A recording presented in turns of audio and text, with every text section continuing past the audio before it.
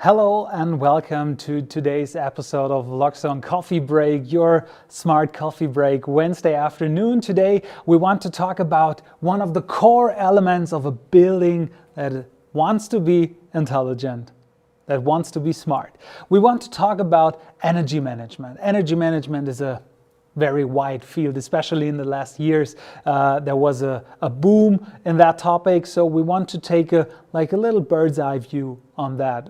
So to talk about what does intelligent energy management mean and how can that be implemented in a smart home, in a smart building, smart hotel, smart office, whatever. So as always, I've prepared a little presentation to talk about the different topics that are core elements of intelligent energy management. The first point, and that's at least, and I totally understand that one of the most important points, is how can intelligent energy management help me save money? We talk about minimum 30% savings on the overall energy costs if you use intelligent energy management. So this includes heating, cooling, this includes the standby devices that eat your money while they're running all day, even if you don't need them, even if you turn them off, but the devices are in the standby mode. This means to have a good eye on the energy prices, on the electricity exchange, whether the price is there, the intervals of the changings of the energy costs of the prices of electricity, and everything is already in that little device. This is the mini server compact, but I have a normal mini server over here as well, and everything you need, the logic itself, is in here. So this is a minimal investment. The minimum you need to buy is the mini server, and the rest can just be done by the software. Of course, there are different extensions to connect your devices to the system, but the logic itself is in there, and it's then free of charge, and it will be updated throughout the year several times throughout the years, so that you can participate from that over years and in the future. The first thing, the basic you need to do if you want to implement intelligent energy management in your building is measure and analyze the data. You need to know where does the energy come from and where does it go. So you've seen this here is the energy flow monitor. I think it was released 3 years ago and is one of the most used things in the Loxone universe when it comes to intelligent management and energy management. Either way, so you see here, okay, where are the consumers in my building? Where does the energy go and how much energy is needed for that, for the heat pump, for the ventilation system, for the cooling, for the HVAC, for the AC units, whatever the standby devices. You can see all that in the energy flow monitor. And this is the basic thing you need to know before you then start with the next topic, reducing the base load and doing load management. So you can see here our load manager that always shows, okay, we have a sauna, we have a wall box, we have this, we have that, we have a heat pump, and this one takes care, the load manager, that the load does not exceed the limits of your building, so you're preventing a blackout or things like that.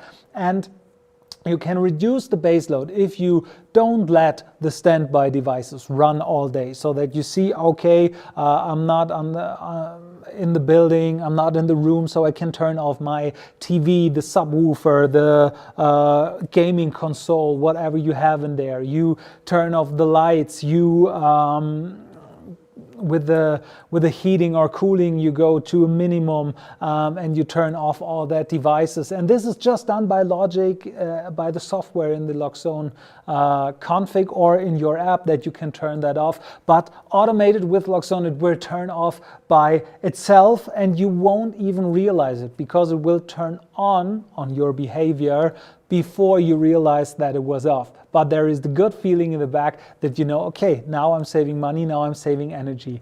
So reducing the base load is a very important thing. The first thing you should do when you try to do intelligent energy management. The next thing is shift loads. What does that mean, to shift loads to times? When does that make sense? So let me give you an example. You have for maybe your bathroom. You heat your bathroom with a heat pump or with infrared devices on the ceiling, whatever you're doing. Or if you're in the south, if you're living somewhere where it's very hot, you're cooling your room and you're using AC units. And then you have your comfort temperature and your echo temperature. So echo means you're not at home, and comfort means, okay, you are at home and you want to have the perfect comfort temperature for your needs. Fine. So you first shift the load so that you say, okay, I don't need that much energy throughout the day to cool or heat my room, even if I'm not at home. But this is just the first step. The second thing is, so when do you have PV surplus?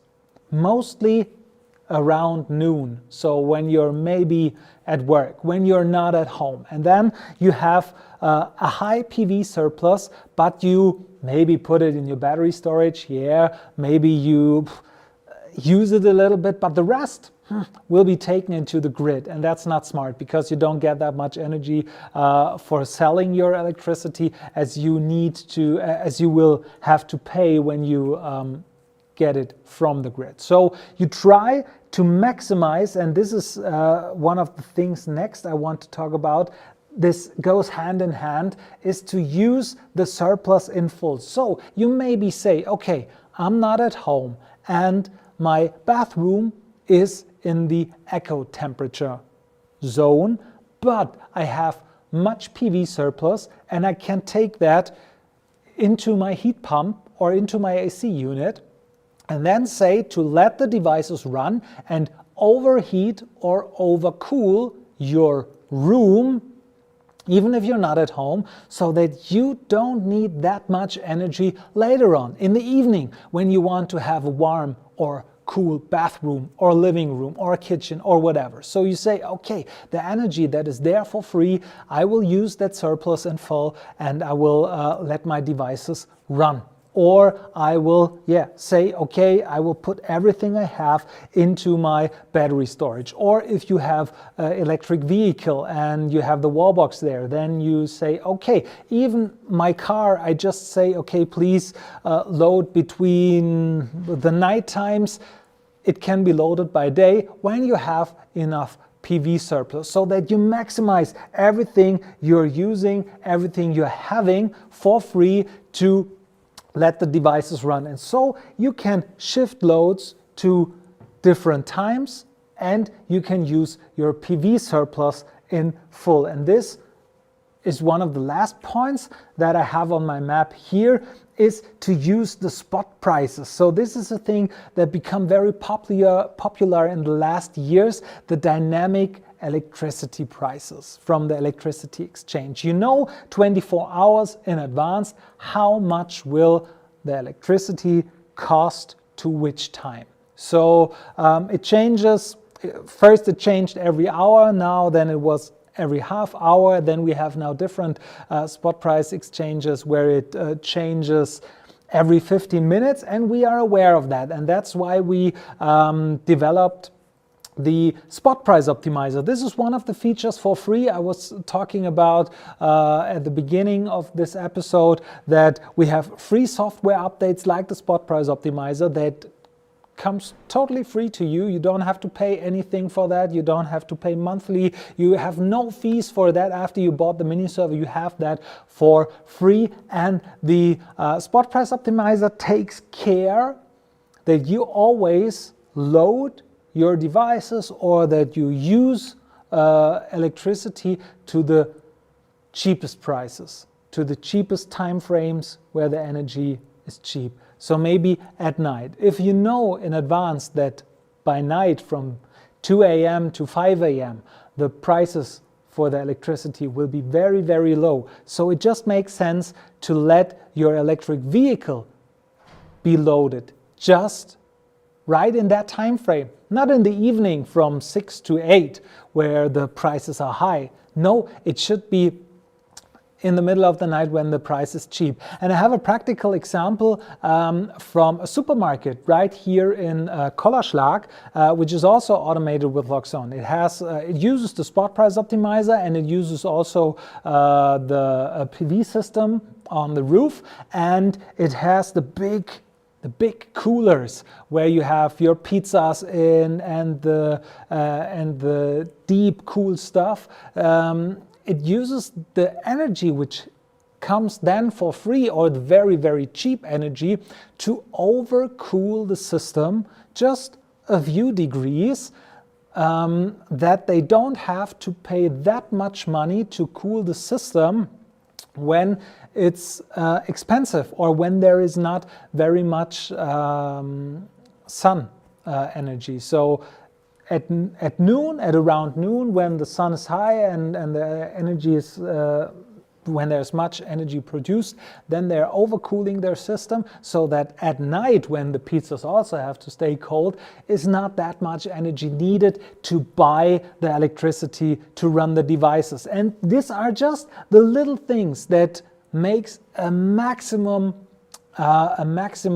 effect at the end, because we are talking about up to 30% savings in intelligent energy management. But, and this is the reason why this is one of the core things in here, also lighting, climate, shading is also part of intelligent energy management, because you can, for example, use your shadings as a free of charge cooling or heating system when you're in winter season and the sun is burning through the windows, and you would lower the shades. You can let them turn off, go up automatically to let the sun come into the room and heat it up for free. You can lower the shades in the summer to get a cool room. You can integrate your heating system, your underfloor heating, your